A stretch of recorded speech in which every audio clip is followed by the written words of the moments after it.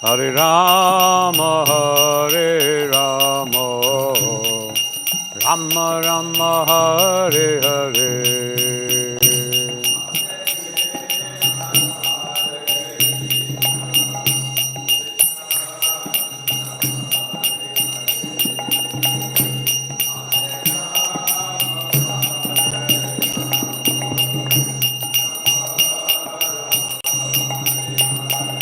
Hare Krishna, Krishna Krishna, Hare Hare, Hare Rama, Rama Rama, Hare Hare.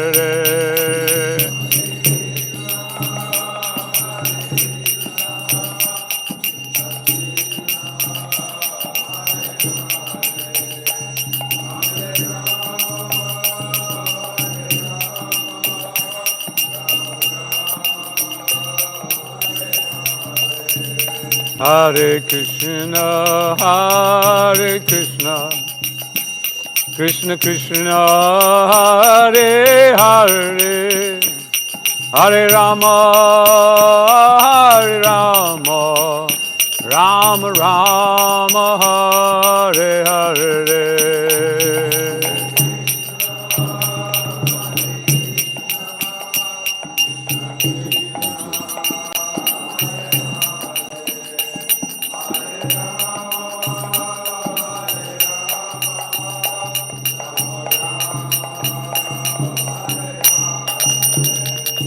Jaya Radha Madhava Kunja Vihari.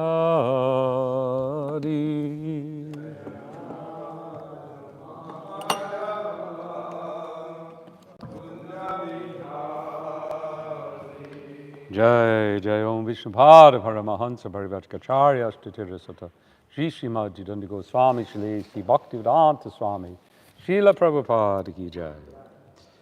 Jai Ananta Koti Vaishnava Vrind Ki Jai, Iskan Founder Acharya Srila Prabhupada Ki Jai, Shri Caitanya-caritāmṛta Ki Jai, Samaveta Bhakta Vrind Ki Jai. Glories to Srila Prabhupada Jai. So, Shri Caitanya-caritāmṛta.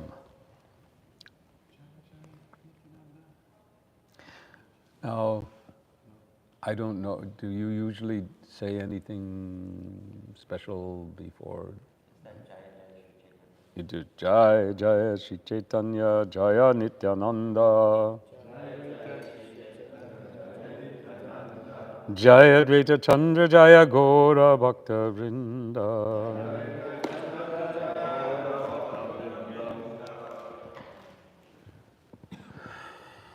Joy.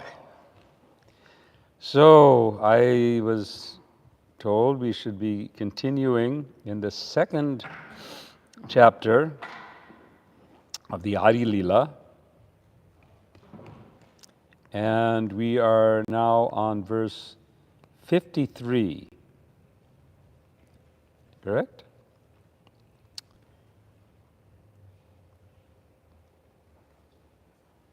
Which is, it's up there? Okay. Which is a How did that happen? Synonyms. I can't stop it. Stop. Okay. Voice options. Somehow I pressed that. I don't know how I did that.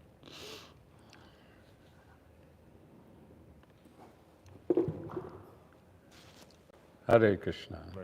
Is this Haribol? I'll move up here to make it things a little easier.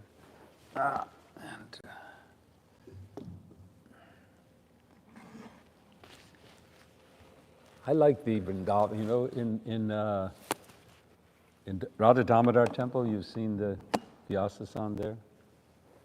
No? So it's one piece, and this part and this part is all one. It's all connected.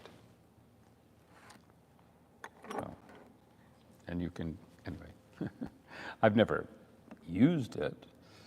Never been invited to speak there. All right, so we're going to do this verse together, CC Ādi 253. Virat haranya garbhascha karanam chityupadaya ishasya yatribirhinam puriyam tat prachaksate Viradharanya garbhascha karanam chityupadaya ishasya yatribirhinam turiyam tat prachakshate. Others? Viradharanya garbhascha Viradharanya garbhascha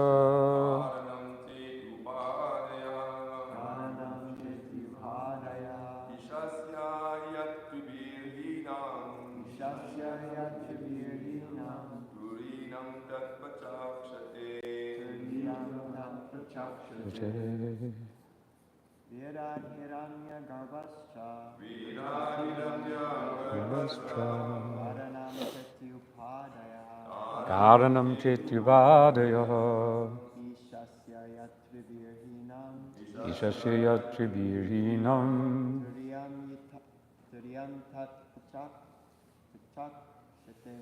turiyam tat prachakshate.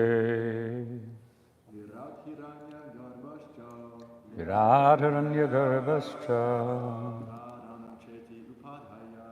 karanam chityupadaya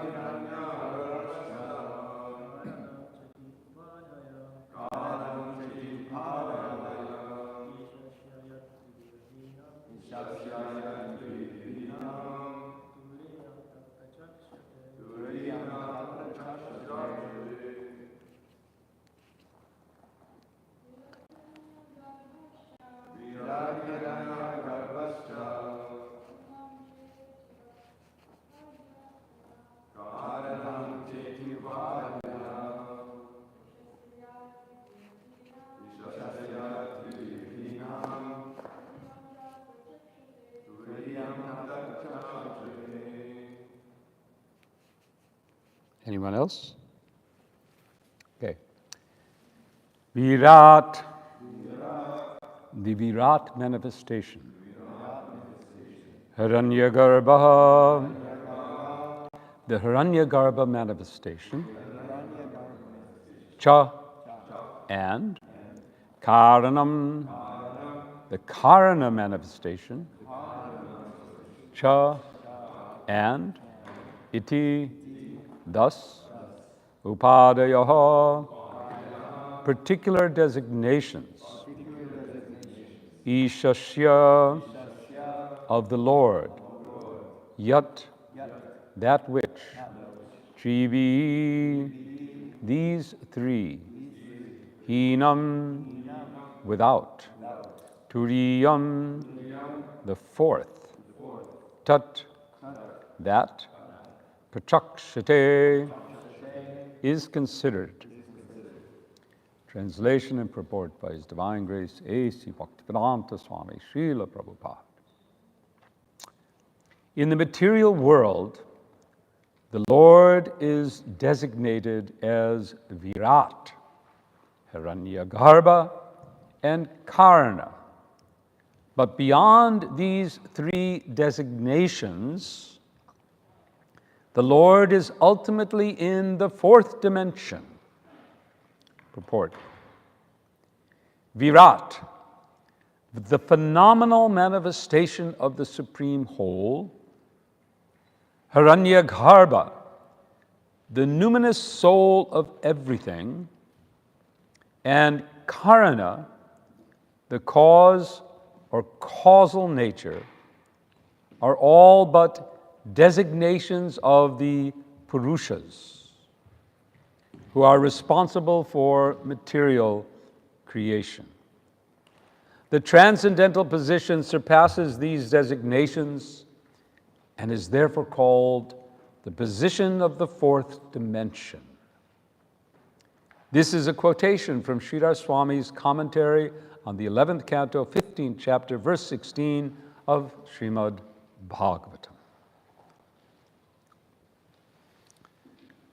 Om Ajnanatimrandasya Gyanandana Salkaya Chakshurmilitam Jena Tasmai Sri Guruve Namaha. Mukhaṁ karoti bhachalam bangaladaya kripatamaham vande Shri Gurum Pranidha.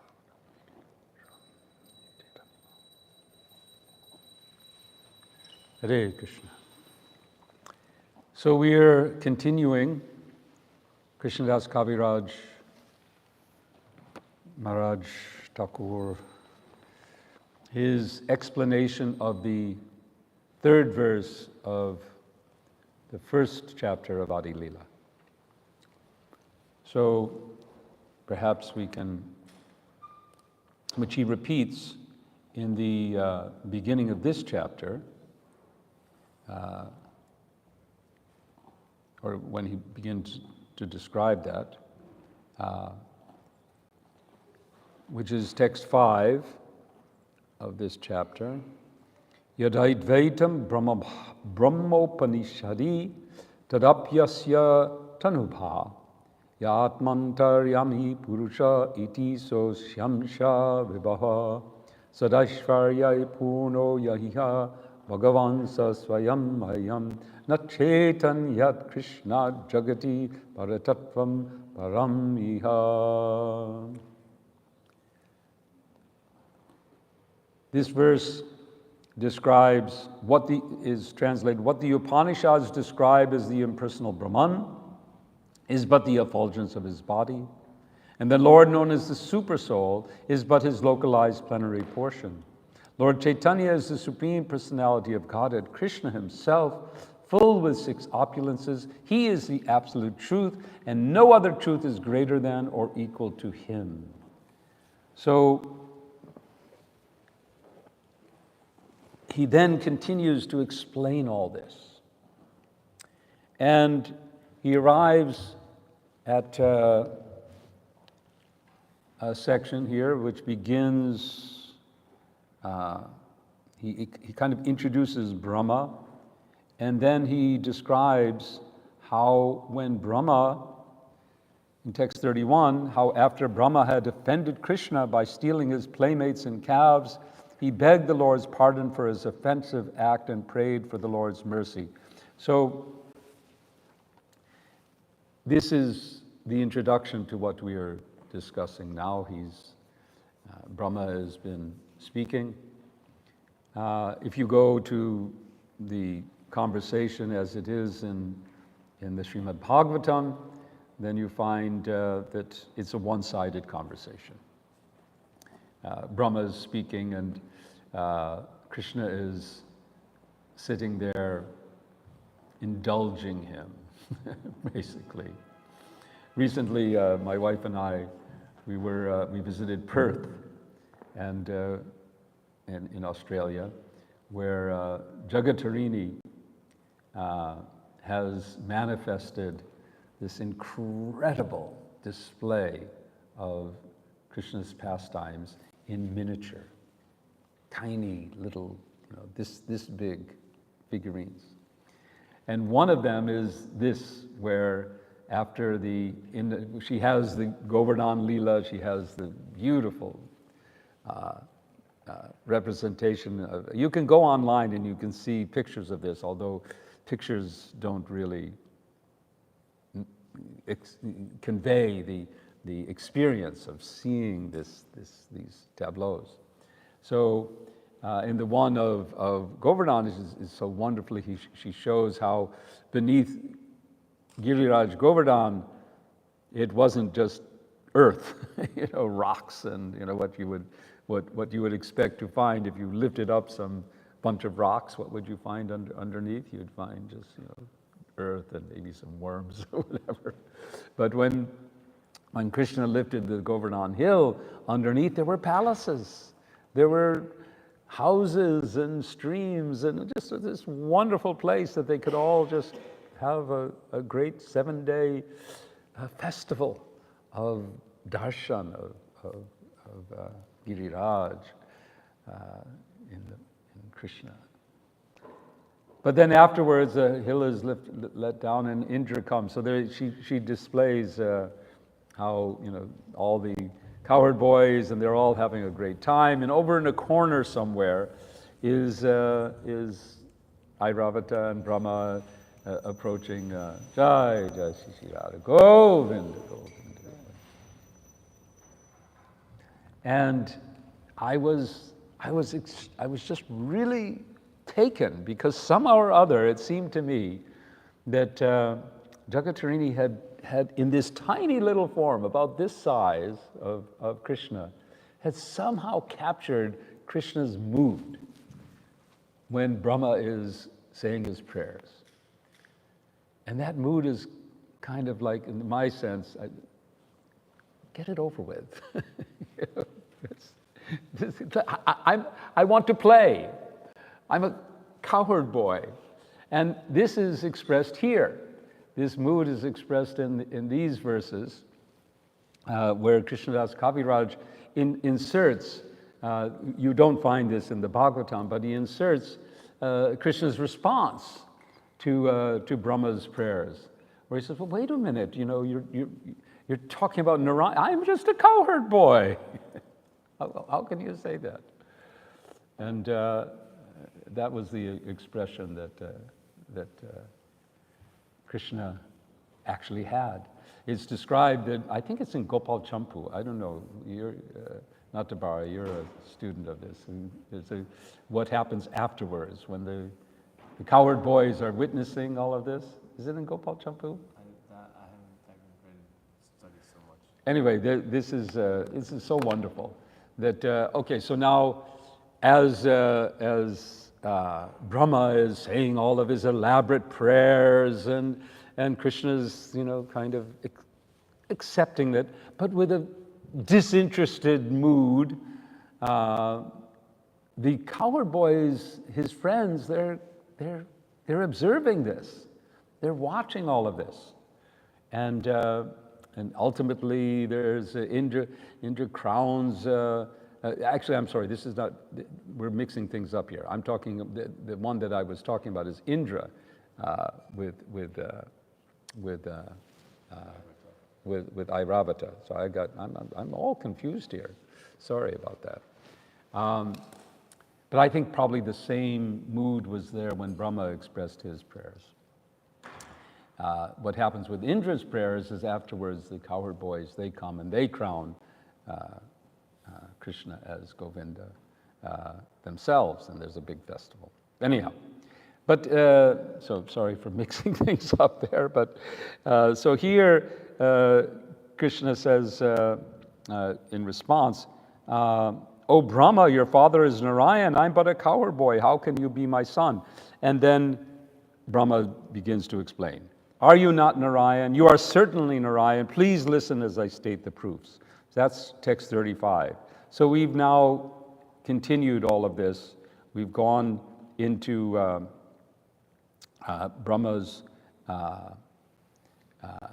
Krishna also responds in the middle of this, is Brahma, I cannot understand what you're saying. Lord Narayan is he who sits in the hearts of all living beings and lies down in the waters of the Karna ocean. And so then Brahma begins to explain about the 3 different forms of Narayan. And interestingly, in Krishnadas Kaviraj's words here, he says that they're attached to Maya.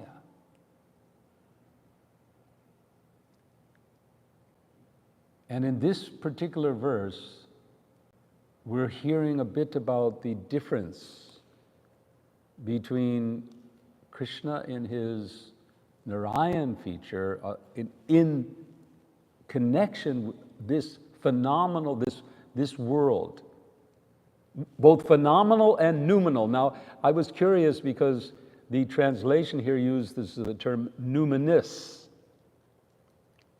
Now, numinous and noumenal have a slightly different meaning. The terms phenomenal and noumenal, you've heard those terms, perhaps? I think Prabhupada uses this, phenomenal and noumenal. And it comes from, I guess, the 19th century philosophers who were trying to understand the nature of reality, the nature of existence, and posited that there were two aspects of reality. There's the phenomenal aspect and the noumenal aspect. The phenomenal is what we see, what we perceive with our senses. And the noumenal is what exists, but without perception. So the Supersoul, as described here, could be considered as noumenal. He's there, but we don't perceive him through phenomena. Phenomena, another term for phenomena could be qualia. Now, qualia is a very interesting term. How many of you have heard the term qualia? You have. Anyone else? Qualia? Qualia is basically everything that we perceive, that we are aware of. Now, this is the difference. Qualia is what we are aware of, not what is existing, but our perception of what exists. That's qualia. Our experience of that, that's qualia. And that qualia is our experience of color, for example, of sound, of smell, all the things that the sensual, but also the emotional experience is also qualia. And all of this is what we experience with our conscious being. But there's no actual definable connection. You cannot trace out materially. How does this qualia manifest in our consciousness through some material mechanism? You can describe how light enters into the eyeball. You can analyze how light triggers some, sensory, some receptors in the eye. You can even trace out how those that mechanism triggers electrical impulses which reach out into some part of the brain. You can even see within the brain where, when that lights up, some part of the brain lights up. And in this way you can trace out that there's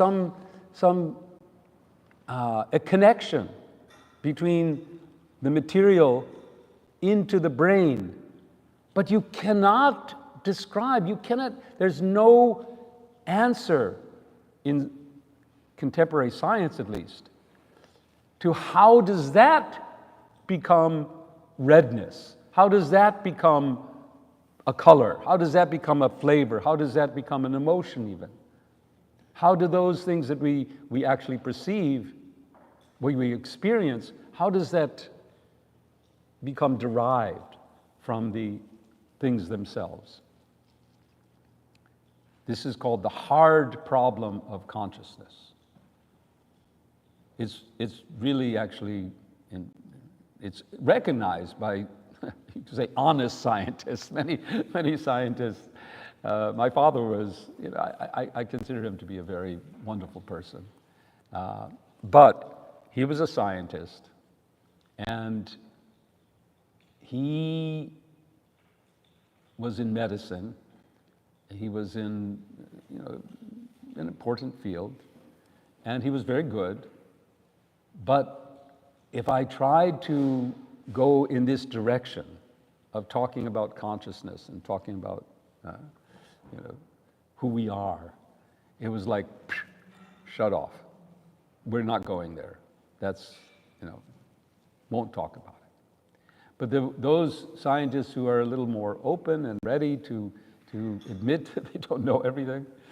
I mean, he didn't say that he knew everything. He just didn't want to go there because I sensed because he was afraid. He was afraid because he was an honest person. And an honest person would have to act upon some knowledge that he would acquire. And that knowledge, he kind of, I think, sensed that knowledge, if he actually went in that direction, his whole worldview would be challenged, everything would be challenged, and he would either have to enter into some denial, which he kind of was in, or change everything.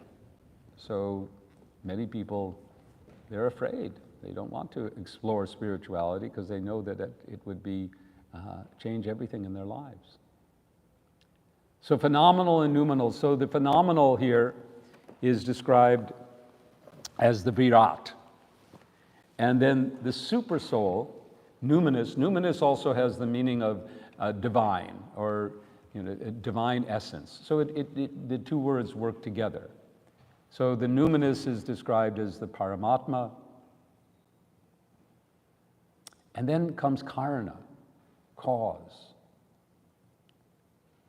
And all three of these, in Krishnadas Kaviraj's words, he describes that they are somehow, they're connected to this dimensional world. And thus, the statement comes here in this verse of Turiyam, the fourth dimension. Now, the use of the term fourth dimension here is not equivalent to contemporary. Most scientists today, at least, would describe the fourth dimension as time. That time is the fourth dimension. Have you heard that explanation? I remember as a very young man, and maybe I've told this story before, I don't know. But I was dropped out. I was on a commune. Srila Prabhupada, recently I was listening to him, he was talking about how, and he was describing the people of our generation, how we worshipped hogs. And I think that was because he was told about a commune near to where I was called the Hog Farm, which was, it was called the Hog Farm. It was very popular. It was a hog farm before, and in fact, anyway, I won't get into the details of that. But I remember coming across a book by a man named Gurdjieff. Any of you heard of Gurdjieff? You probably have heard of Gurdjieff. Yeah, he was popular in the 60s and 70s. And he started laying out this description about dimensions and describing how you have a one-dimensional means a point, right? So if you take a point and you move it, you're moving it into, actually no, that's a zero dimension. You're moving it into one dimension. So when you move the zero dimensional thing, a point, and you move it, that movement creates the first dimension. That's a line. And then when you take a line and you move it, you're moving it into the second dimension. So now you have a plane. And when you take a plane, a two-dimensional object, and you move it, now you're moving it into the third dimension, now you have a three-dimensional object. Now you've moved the three-dimensional object, so what is the fourth dimension that you're moving it in? That's time. So 4 three-dimensional objects are moving in the 4th dimension of time. So that's one explanation of 4th dimension. But here, the term 4th dimension is used in a different way. It's used to represent the transcendental realm, to that which is beyond everything material. So these 3 that are described previously, although expressions, although they are Narayan, they are perceived within the context of the material world only. The Virat, which is the cosmic, the manifestation itself, the super soul, that aspect of Narayan, of Krishna, which animates everything, which brings it all to life, and Karana, the force that Narayan has to make it all happen, to bring it into the Karana Karanam, the source, Sarva Karana Karanam, the cause of all causes. So this is all connected to Maya, or the world of matter. And here, Krishnadas Kaviraj, quoting from Sridhar Swami, it's described that this is a quotation from Sridhar Swami from the 11th canto. I looked it up, and the particular verse, 11th canto, 15th chapter, verse 16, is in Krishna's talks with Uddhava, where Uddhava has been asking about the cities. He's asking about the various cities. And in this particular verse, Krishna is explaining how one becomes that one of the cities is detachment from this world, and Sridhar Swami gives this particular verse. So here we have it, a continuing of Brahma's attempt to lay out his proofs. And now, I had a little bit of trouble with Brahma's description of these as proofs, because he's basically just stating facts that, he's not yet connected this to Krishna. He's not. Krishna is standing before him, and Krishna is saying no. He just keeps on describing Narayan and who is Narayan, and how Narayan is everything. It's all. I haven't heard Brahma yet say, well, how do I know that you are Narayan? I guess that's coming. I'm not sure. But he's laying out the existence, the quality of Narayan. And this is Krishnadas Kaviraj's, in any case, this is what Krishnadas Kaviraj is trying to establish, that Chaitanya Mahaprabhu is that same Narayan. So all of these qualities, all of these descriptions, we're being given so that we can see Chaitanya Mahaprabhu in this same way. To recognize Sri Chaitanya Mahaprabhu as the Supreme Personality of Godhead, as Narayan himself. And to recognize in that, to recognize these same qualities. Now, Chaitanya Mahaprabhu doesn't always, we can hear, just like Krishna is saying, well, wait a minute, I'm just a cowherd boy. We could probably hear, if this were being presented to Chaitanya Mahaprabhu himself, he might, as he did on occasion, close his ears and no, I'm just a jiva. But from time to time, Chaitanya Mahaprabhu did accept these descriptions and proclaimed them himself. How do we know that Chaitanya Mahaprabhu is Narayan? How do we know what Krishnadas Kaviraj is describing here? Just because he said it? I mean, is this one of those cases where, which has happened in various traditions, where the founder of that tradition becomes deified by the followers? In India, this is fairly common, especially in West Bengal. There's a few. And I won't name names. This is, after all, going out on the internet. One of our associates in India got into really big trouble because he named some of these individuals and went on to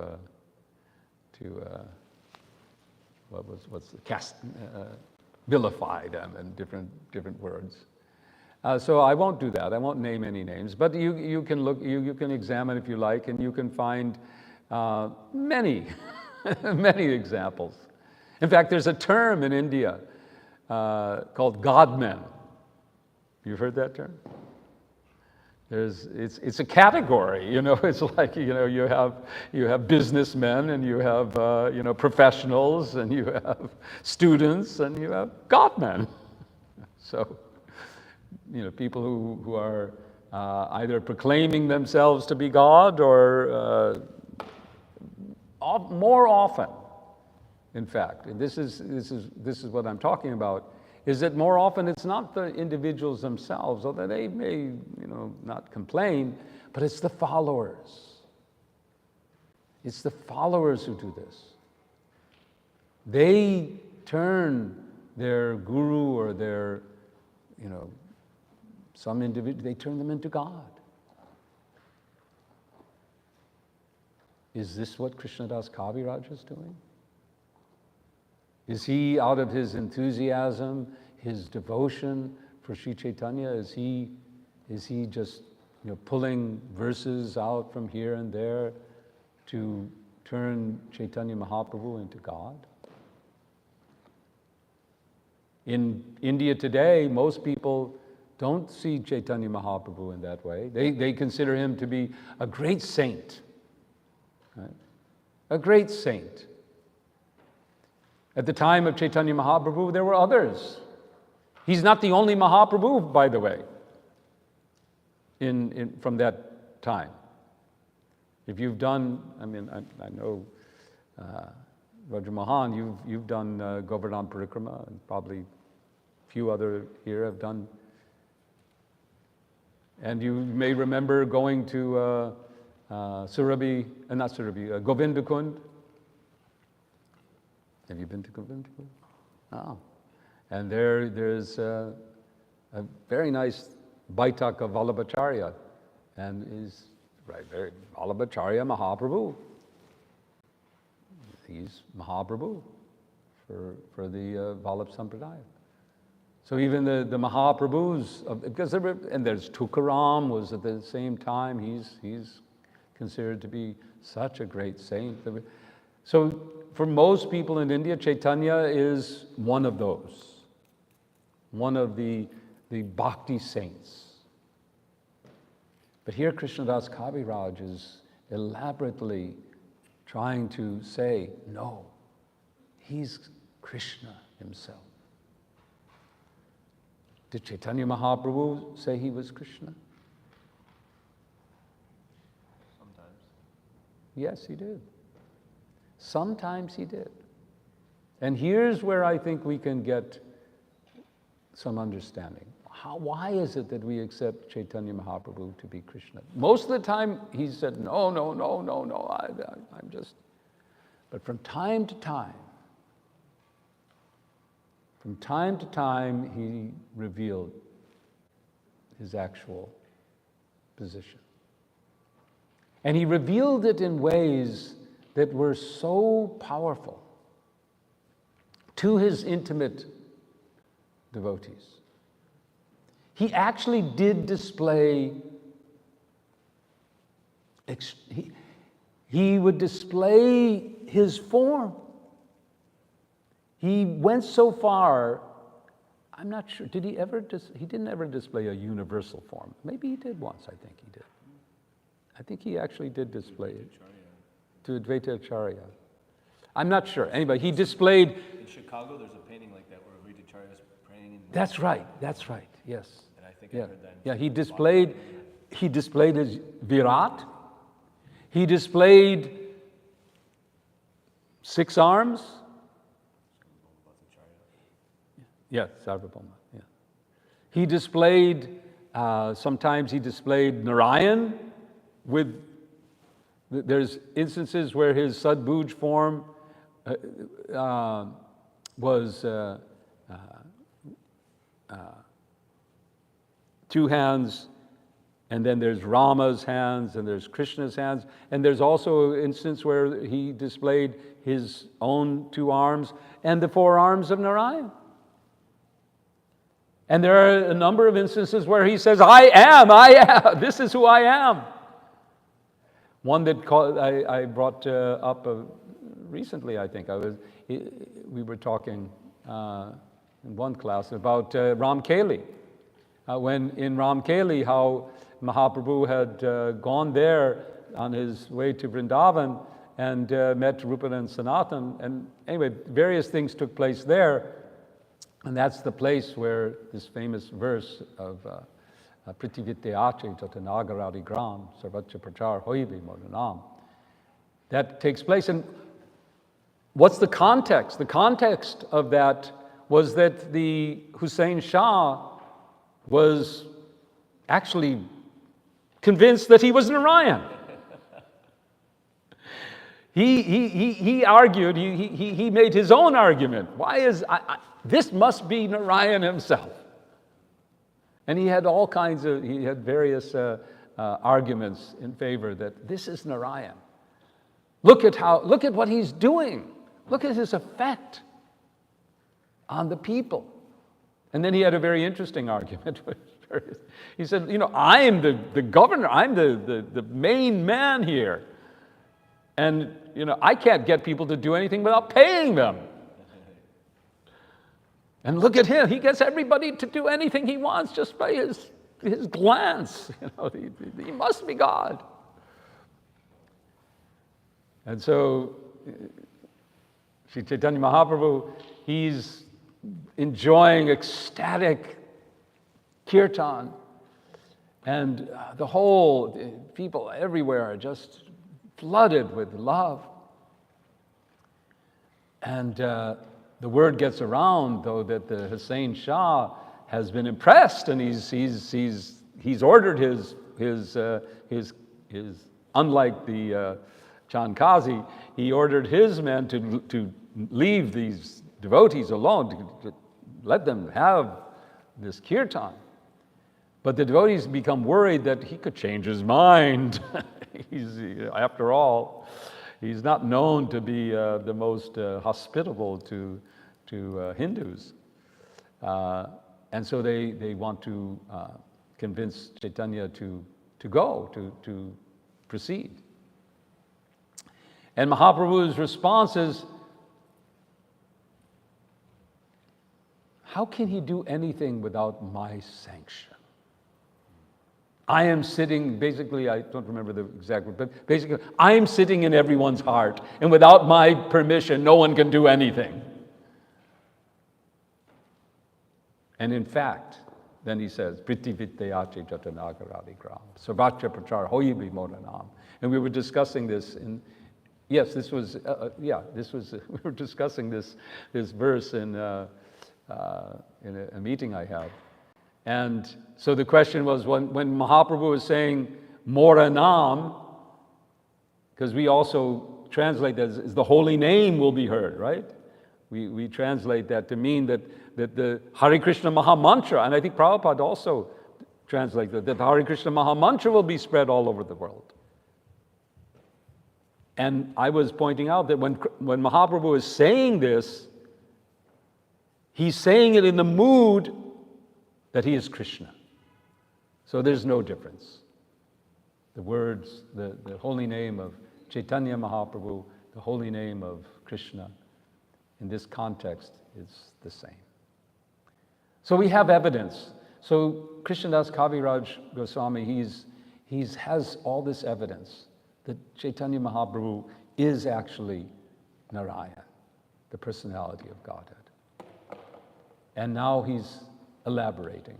He's building on that and describing that this is Chaitanya. Chaitanya is the Supreme Person. And we'll continue next week to hear more about how he is the Supreme Person. What are the qualities that he demonstrates as the Supreme Person? And in this particular one, the quality that we're being drawn to is his quality of being beyond. Being beyond the phenomenal and the in this case, it says that both phenomenal and noumenal, and all of them, everything that we can perceive. Because even if we say, okay, we perceive phenomena, we perceive karana, right? We see, oh, this was caused by this. All these things are within our understanding. We can understand and perceive all of these, and we can perceive even the super soul. We can perceive to some extent. Because we can understand that without the presence of the soul, either within a body or within the universe, there can be no life, there can be no action. So we can perceive even that. But Krishna is beyond. He's beyond all of it. We can only perceive Krishna. Atak Shri Krishna Nama Ādi Nabhaved Grayam Indraye. Atak Shri Krishna Nama Ādi. Krishna's name even. His form, his qualities, all of these. Shri Krishna Nama Ādi Nabhaved Grayam Indraye. We cannot grasp Krishna with our senses. But Sevun Mukhe Hi Jivhado Swayameva Surakyadaha. We can get a glimpse by serving, beginning with the tongue, by chanting Hare Krishna, Krishna Krishna, Hare Hare, Hare Ram, Ram Ram, Hare Hare. We can get a glimpse. Surat. If we chant with attention, avoiding all the offenses. Maybe not every time, but we will get. I'm sure all of us have gotten at least something, some glimpse, something that has convinced us, yes, Krishna is there. I can't reach him, I can't grasp him by my own effort. But if I offer him my service with sincerity, I offer service. And he's given me this incredible, simple service to do. All I have to do is vibrate his name. That's all I have to do. And hear it. With that little service. And even if I can't do that, he gives me something even simpler. Eat! Eat my prasad. That's the simplest thing to do. I can just eat his prasad, I can vibrate his name and serve him in this way. Sometimes I think, well, why does he, what is this? What's the service? What does Krishna get out of this? How am I serving Krishna by chanting his name? And actually, if I simply chant, then without any feeling, That's because Krishna doesn't want the sound. It's not that he's after this. He's not like, I think there are other personalities in America particularly, when they hear their name, they're like, wow, yeah. And they create rallies simply to get to hear their name being called over and over again, and they get a lot of enjoyment out of that. But Krishna, he's satisfied. He's fully satisfied. Doesn't need to hear his name. What he wants is our desire for him. It may not yet be love. That's what, love is what, at least for me, that's something I aspire. But at least I want to connect with Krishna, because Krishna is the supreme source of everything. His very name means everything that I'm attracted to is ultimately perfect in Krishna. So why not? Why shouldn't I want Krishna? If I just have that little desire for Krishna, and I call out Krishna, Krishna, Hare Krishna, he's pleased by that. And then, Seva Mukhehi Jivadho Swayam Eva Suratyada. He'll give us a glimpse that will carry us forward. Just like he did even Narada Muni only got a glimpse of Lord. Chaitanya Mahaprabhu himself, in his role as a devotee, gets a glimpse of Sri Krishna that turns him into a madman, always looking again, where is Krishna? Where is Krishna? So whatever little glimpse we get, let's hold that in our hearts and keep it as stimulus to go on chanting with that prayer, to be engaged in his service. And in the words of, I hope many of you, I'm definitely going to attend Mahaprabhu's workshop today. I know many of you have services and may not be able to attend, but we hope to continue it. We're talking about an ongoing japa, support system. But I think, Subhadra, you were there when Thursday night, Mahatma was leading the kirtan at the Bhakti Center, and he went into an English rendition, bring my heart closer to your heart. Bring my heart closer to your heart. So let us chant the holy names, knowing that Krishna is fully present there. We can just pierce through our material cage that we've accepted, that's yes, it's in one sense it's imposed, but it's there because we accept it and we are attached to it. But if we can get through it, go through these 3 dimensions and enter the 4th part, the 4th realm, Krishna's realm. Hare Krishna, Krishna Krishna, Hare Hare, Hare Ram, Hare Ram, Ram Ram, Hare Hare. Thank you. And for some comments or questions, yes. Hare Krishna. When you were talking about noumenal, phenomenal, and qualia, it reminded me,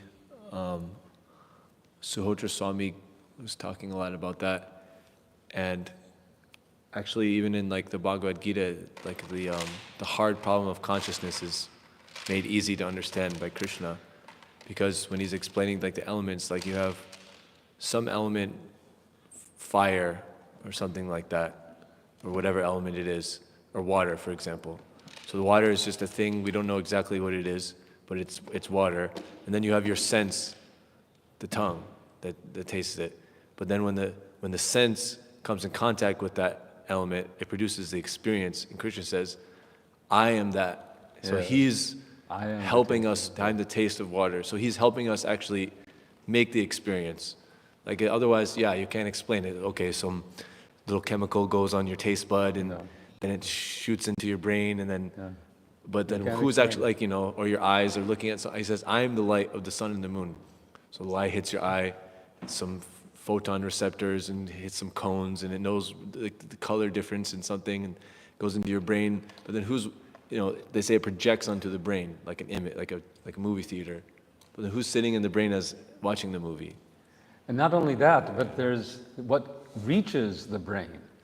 I've been watching a series called Atma Paradigm by Kandadi, and he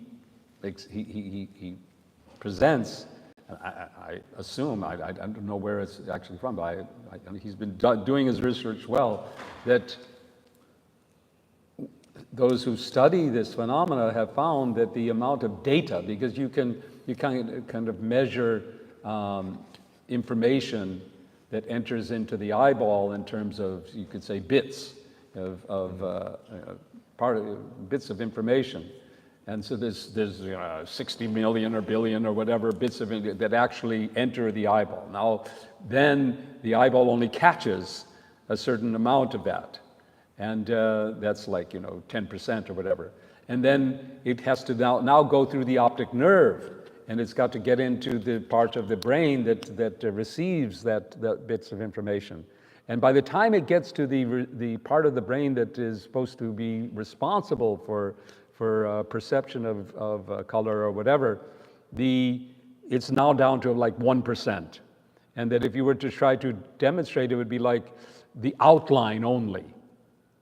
And somehow or other, the mind fills it all out. And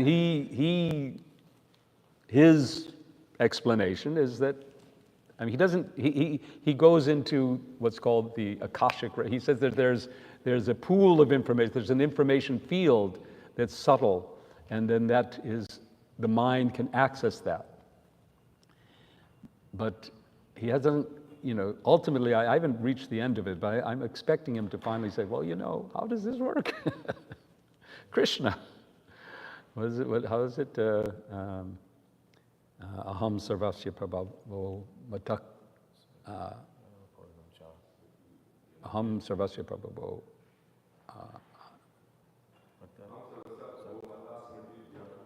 Smriti jnanam apohanam cha. Oh, that's 15:15. Yeah, those are. I'm mixing things up. Mata sarvam pravartate. Itiva va bhajante mam buddha bhava samavitaha.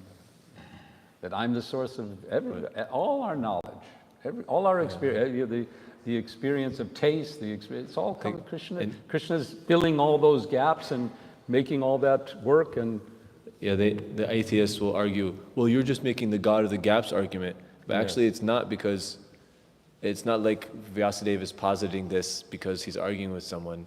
It's already explained in the scripture. It's not like we're coming up with this argument out of nothing. It's what Krishna's saying, I'm actually providing the taste of it. Yeah, he's answering our questions. It comes back to this again. How do we know Chaitanya Mahaprabhu is Krishna? Ultimately, because he says so. And we accept that because of what he's done. Hare Krishna. Any other? It's 9:00, so it's time. Thank you. Hare Krishna. Jai Shri Prabhupada. Jai Shri Chaitanya Mahaprabhu ki jai.